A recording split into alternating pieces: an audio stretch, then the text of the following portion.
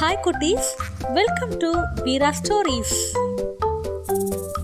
Hi குட்டீஸ், இன்னைக்கு பிக்குவும் சிக்குவும் சேர்ந்து என்ன பண்ணி நம்மள அசத்து போறாங்கன்னு பார்க்கலாமா? ஒரு நாள் பண்டு காலையிலேயே எந்திரிச்சு மரக்கிளையில உட்கார்ந்துருந்தான். அப்போ அந்த வழியா ஒரு வயசான பறவை ரொம்ப சோர்வா நடந்து வந்துட்டு இருந்துச்சு. அந்த வயசான பறவைய பாக்குறதுக்கே ரொம்ப நாள் சாப்பாடு இல்லாம கஷ்டப்பட்டு நடந்து வர மாதிரி இருந்துச்சு. பண்டு இந்த வயசான பறவைய மேல இருந்து பார்த்துட்டு இருந்துச்சு. அப்போ அந்த வயசான பறவை நடக்க முடியாம ஒரு இடத்துல உட்கார்ந்துச்சு. இத பார்த்துட்டே இருந்த பண்டுக்கு ஏன் இந்த பறவை இவ்ளோ சோர்வா இங்க வந்து உட்கார்ந்துருக்கு அப்படின்னு ஒரே யோசனை. சரி, நம்மளே போய் அந்த பறவை கிட்டே கேட்கலாம் அப்படின்னு பண்டு கீழே இறங்கி போச்சு. அங்க உட்கார்ந்து இருந்த அந்த வயசான பறவை மயங்கி விழுந்துருச்சு. இத பார்த்த பண்டு பதறி போய் மயங்கின வயசான பறவையை எழுப்பிட்டு இருந்துச்சு. எவ்வளவு எழுப்பியும் அந்த வயசான பறவை எந்திரிக்கவே இல்லை. பண்டு சுத்தி பார்த்துட்டு ஓடி போய் தண்ணிய பிடிச்சிட்டு அந்த வயசான பறவை மூஞ்சில தெளிச்சான். மயங்கின அந்த வயசான பறவை மயக்கத்துல இருந்து எந்திரிச்சிச்சு. பண்டுவை பார்த்து நன்றி சொல்லுச்சு. ஏன் இப்படி சோர்வா இருக்க, என்னாச்சு உனக்கு அப்படின்னு பண்டு கேட்டுச்சு. அதுக்கு அந்த வயசான பறவை, நான் சாப்பிட்டு 5 நாள் ஆச்சு. பக்கத்து ஊர்ல இருந்த ஆலமரத்துல என்னோட வீடு இருந்துச்சு. அதை வெட்டினதுனால என்னோட வீடு இப்ப போயிடுச்சு. கீழே விழுந்து என்னோட ரெக்க வேற அடிபட்டுருச்சு அப்படின்னு சொல்லுச்சு. இத கேட்ட பண்டுக்கு ஒரு யோசனை வந்துச்சு. உடனே அந்த வயசான பறவை கிட்ட, கவலைப்படாதீங்க, உனக்கு நான் உதவி பண்றேன் அப்படின்னு பண்டு சொல்லுச்சு. அதுக்கு அந்த வயசான பறவை பண்டு கிட்ட நன்றி சொல்லுச்சு. பண்டு உடனே எல்லா பறவைகளையுமே கூப்பிட்டு ஒரு கூட்டம் கூட்டுச்சு. எல்லா பறவைகளுமே பண்டுவையும் வயசான பறவையும் பார்த்துட்டு இருந்தாங்க. அப்போ சிக்குவும் பிக்குவும் பண்டு கிட்ட, யார் இந்த வயசான பறவை, ஏன் ரொம்ப சோர்வா இருக்காரு அப்படின்னு கேட்டாங்க.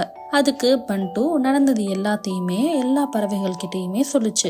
எல்லா பறவைகளும் அந்த வயசான பறவைய ரொம்ப பாவமா பார்த்துட்டு இருந்துச்சு. அப்போ சிக்கு பண்டு கிட்ட, சரி இப்போ நாம எல்லாம் எப்படி இந்த வயசான பறவைக்கு உதவி பண்ணணும் அப்படின்னு கேட்டுச்சு. அதுக்கு பண்டு, நாம எல்லாம் நம்மளால முடிஞ்ச அளவுக்கு காசு கொடுத்து அந்த காசை சேர்த்து இந்த பறவைக்கு மருத்துவ உதவி பார்த்து ஒரு வீடு கட்டி கொடுத்து உதவி பண்ணலாம் அப்படின்னு சொல்லுச்சு. எல்லா பறவைகளும் பண்டு சொன்ன யோசனைக்கு சரின்னு சொல்லி அவங்க எல்லாருக்கிட்டையும் இருந்த பணத்தை எல்லாம் பண்டு கிட்ட கொடுத்தாங்க. பண்டுவும் எல்லாருக்கிட்டையும் இருந்து பணத்தை வாங்கிட்டு அந்த வயசான பறவைய கூட்டிட்டு போச்சு.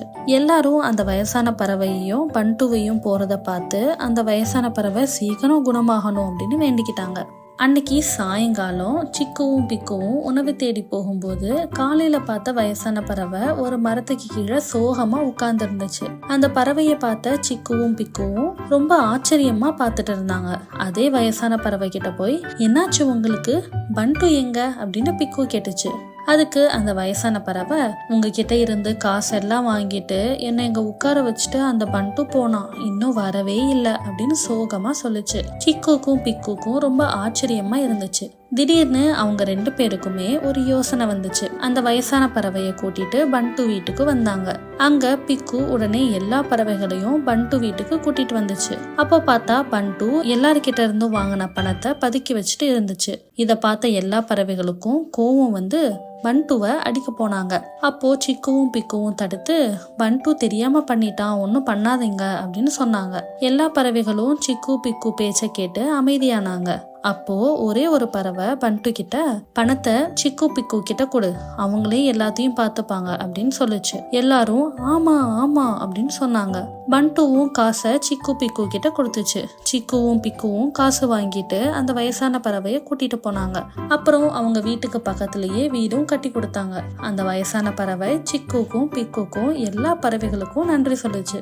இத பார்த்த பண்டுக்கு திருப்பி சிக்கு பிக்கு மேல இன்னும் பயங்கரமான கோவம் வந்துச்சு. ஓகே குட்டீஸ், இதுல இருந்து என்ன புரிஞ்சது, யாரையும் ஏமாத்தக்கூடாது அப்படின்னு புரிஞ்சதா? அடுத்த எபிசோட்ல பண்டு என்ன பண்றான், சிக்கு பிக்கு எப்படி சமாளிக்கிறாங்க அப்படின்னு பார்க்கலாம். பாய் பாய்.